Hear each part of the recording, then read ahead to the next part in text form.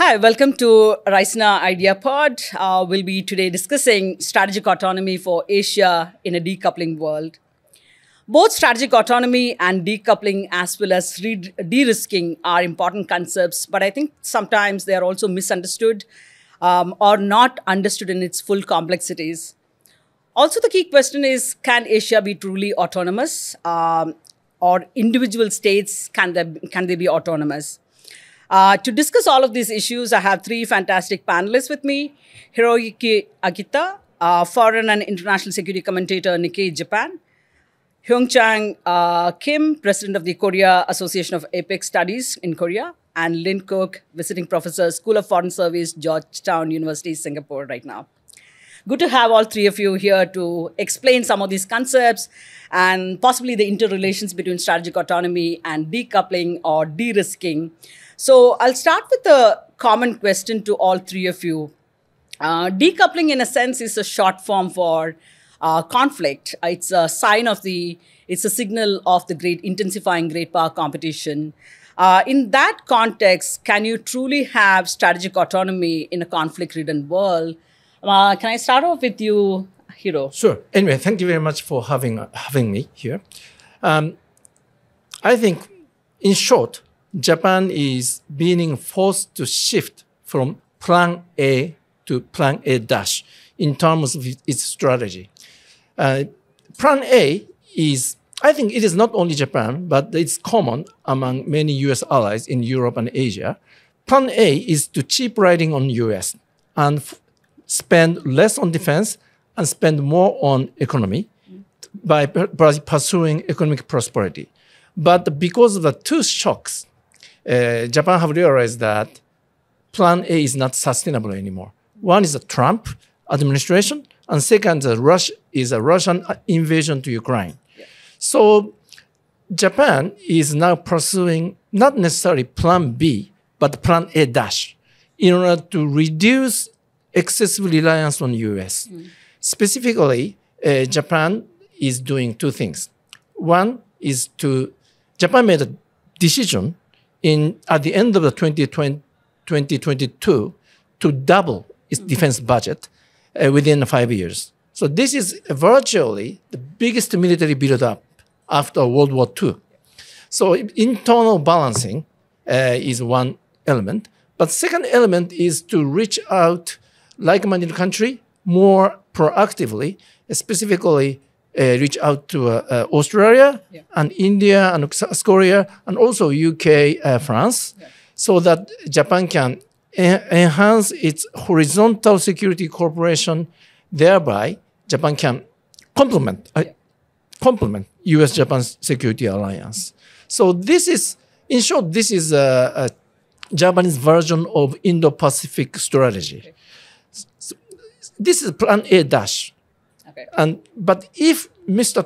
Trump get re-elected and pursue more explicit American first approach, maybe Japan have to think about shift from Plan A dash to Plan B. Okay. But I don't think that that will not happen in the near future. Okay. So in conclusion, Japan will try to pursue Plan A dash, and that is not necessarily strategic autonomy, but the less reliance only on US-Japan security alliance. That is the current status. Okay. Thank you. Great. Lynn, how do you look at from Southeast Asian perspective, decoupling versus or de-risking versus strategic autonomy? How does the region respond to this particular dynamics in a sense? I think the first thing I would say is that decoupling or de-risking is not short form for conflict, but rather it is a symptom of the conflict and the intensifying competition that we are seeing happen between the United States and its allies, for instance, on the one hand, and China on the other.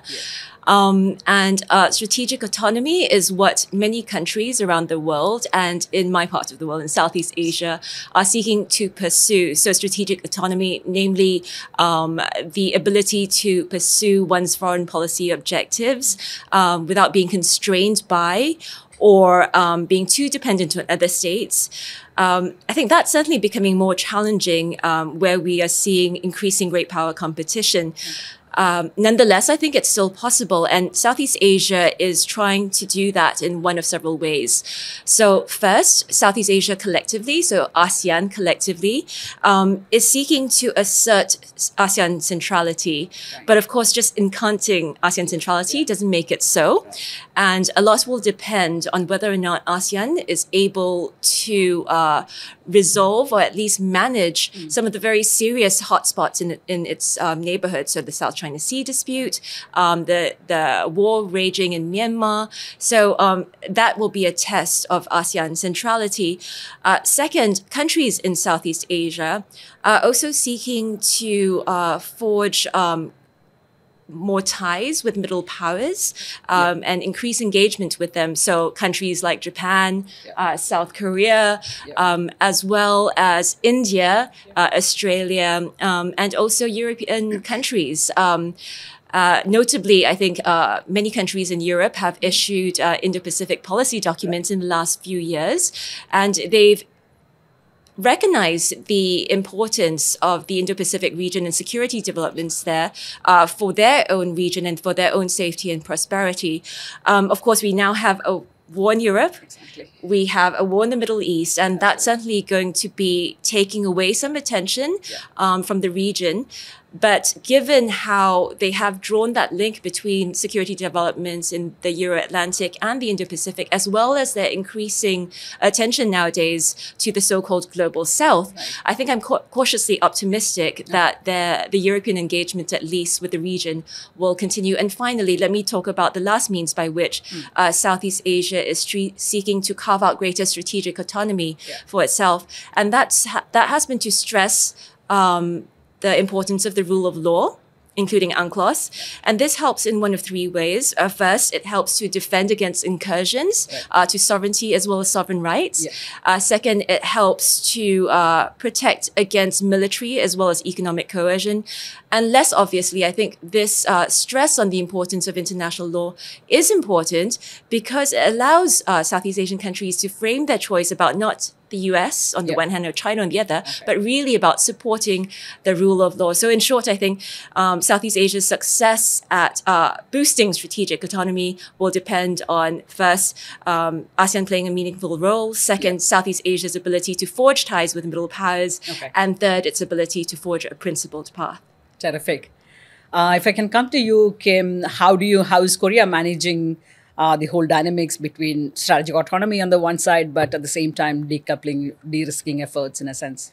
Yes, I'm more or less a trade economist, so let me focus on the supply chain and then trade areas.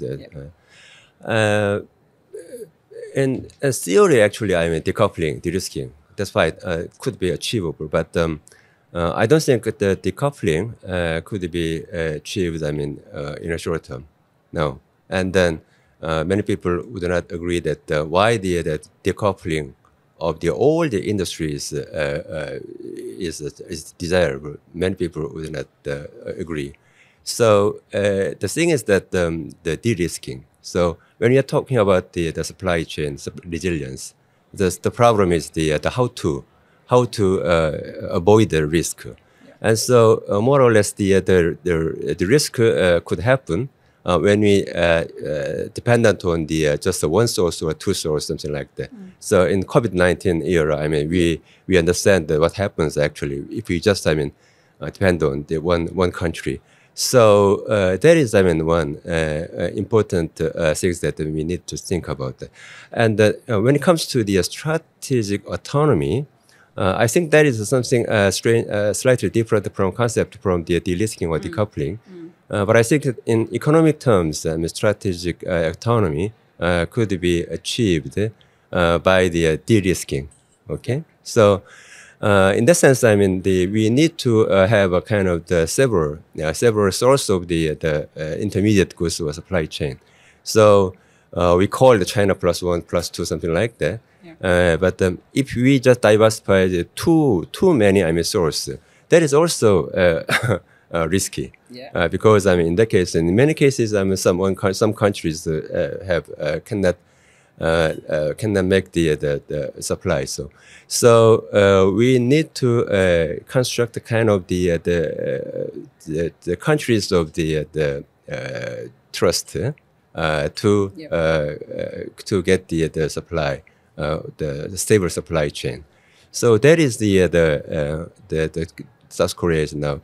South Korea's, I mean, the domestic market is not so big, so the foreign market is very important, and so export is very good source of the economic growth. So we cannot just, I mean, isolate ourselves against other countries. So I think that the resilience of the supply chain is very important. And then through the de-risking, then we can gain the kind of the strategic autonomy. Okay. No, terrific. And now I just want to have a specific question to all three of you in terms of your... This is the difficult part. Okay. No, I'm sure it's going to be great. So question for you, Hiro, is Japan has committed to supporting defense industries and security establishments of some of its key regional allies like Bangladesh, Philippines, and other countries. What's the thinking beyond this recalibration in policy kind of thing for coming from a Tokyo perspective? What does it mean?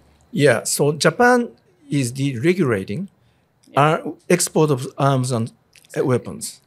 And this is for the first time, Japan started to move that trend, that direction. That is to support mainly ASEAN countries, like-minded countries, to enhance its capability to maintain maritime order by enhancing Coast Guard capability. So Japan's idea is to, for each country, make its own effort to defend itself, but also try to secure each country's maritime domain. By doing it collectively, we believe that we can maintain peace and stability in East Asia and South China Sea better. Okay. As China military balance of power has been shifting to China's favor. So it's kind of like a collective effort. Okay. And in order to complement U.S. military presence and U.S. security commitment. And also, can I add to your first to my answer to your main, first question? Sure. I think that about the strategic autonomy, there is three models. Okay. One model is UK model. Okay. And second is French, and third is India. Yeah, that's right. So India is independent. So in a way, it is very strategic. India is pursuing strategic independence, right? France always says strategic autonomy because France will stay in the sphere of U.S. security umbrella.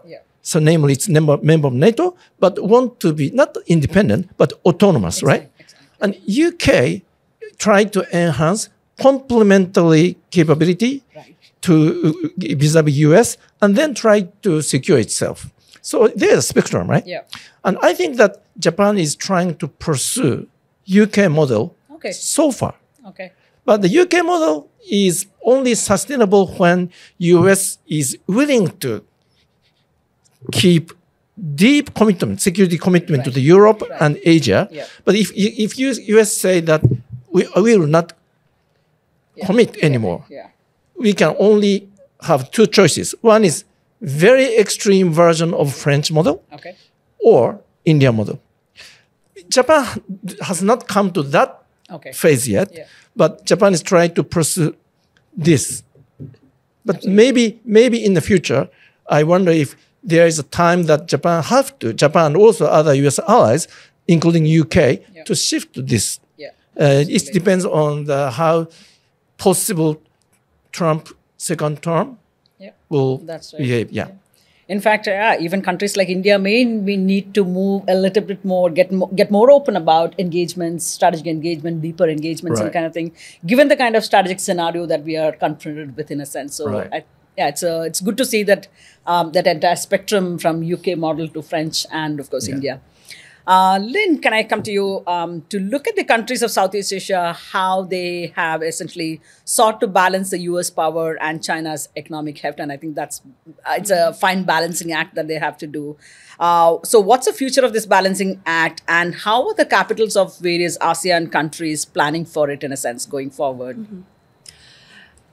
Well, I think it's safe to say that Southeast Asian capitals are going to continue to hedge between the United States and China for as long as they possibly can. We all know that no one wants to choose. That said, I think with this divergence of like security and economic interests, or insofar as security and economic interests diverge, it's going to be really difficult for them to maintain this balancing act. I think a recent poll, or a 2023 poll on of Southeast Asian elites, I think that was a very telling poll.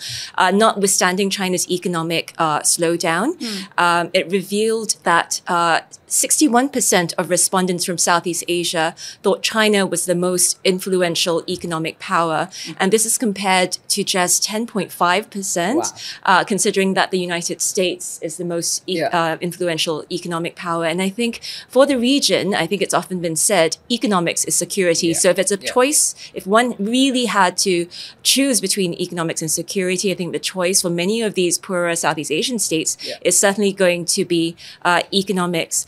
And so China's clout is very clear in mainland Southeast Asia. I just returned from Laos, and the geopolitical competition there was non-existent. I mean, it wasn't. I mean, I didn't really see any tussle between the US and China. I think China was just a fact of life in the country. And that certainly was a very striking takeaway from my visit to the country. But I think China is also making inroads in maritime Southeast Asia. So the same poll that I talked about, the Institute for Southeast Asian Study poll, if we look at the totality of all respondents, 61% chose the US over China, but we nailed it down by nationality. Respondents from Brunei, Indonesia, as well as Malaysia, all chose chose China over the United States. And we have a war in the Middle East raging. And these are all countries that have a Muslim majority. So I expect future polls of these countries to further entrench the more pro-China sentiment. But even in the case of the Philippines, a U.S. ally and one that has come head-to-head with China in the South China Sea, we've seen the Philippines take a stronger stance against China recently. So it's offered up to the United States for additional enhanced defense cooperation agreement sites for the U.S. military to use. And so taking a stronger stance against China in the South China Sea, it's terminated several Belt and Road projects. But this isn't because this has been due to China's increasingly aggressive moves in the South China Sea and China's failure to actually comply with its obligations under the Belt and Road projects. So China could well modulate the Philippines' response by being less forward-leaning on the South China Sea and meeting its obligations under the Belt and Road project. So it's not inconceivable that China could also make headway there in the future. Absolutely no. If China were to become a more accommodative power, how the region would respond, how other countries, even other mid-power countries would respond. I think that's an interesting kind of thing to look at. Let's hope we have more stable and predictable conditions emerging in this part of the world. Kim, let me come to you with the last question. Korea has emerged as a major defense producer in recent times. And how does this reflect and influence Seoul's attitude towards its partners in Asia? What is the change that is pushing these things in a sense? Korea's defense industry rapidly, developed, recent. Korea has always have a security problem. So against North Korea. So we keep the least time facility of production of the weapons and ammunition before. But 2022, so just after the outbreak of the war in Ukraine, then Korea ranked within the ninth in terms of the export of the weapons.